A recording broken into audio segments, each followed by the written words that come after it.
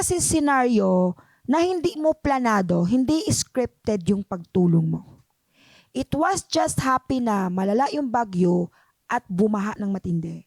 So may nakita kan at around siguro mga 8 years old yung bata. Gusto mo siyang i-save. Ikaw naman, nakita mo nga may rescue team na, di ba? So bakit ka pa tumalon? Kaya tuloy ikaw inanod. Teka lang po. Kailan po ito? This year. This year? Yeah. Kaya pag bagyo, tumahimik ka na lang sa loob ng bahay. Takot ako malunod. Di ka takot ka malunod, pero tumalon ka. At least yun na po yung nasa utak ko. Kasi ang Takot ako ugali malunod. kasi ni Buboy, Opo. siya yung taong panic na on the spot. Parang ako din. Alam mo yung ako yung parang tipong, oy, sige, ganun na. Tapos pag in the end of the day, sabihin ganun, ay, parang gumaganyan ako, ay sana pala, ano pala tayo, dapat ganun ka kasi, parang ako. Kulang na nga lang po mag-gano kayo. Ay, para na kayo si mama. Ano si Buboy, parang nakita nun, ay, sige, ganun na, on the spot.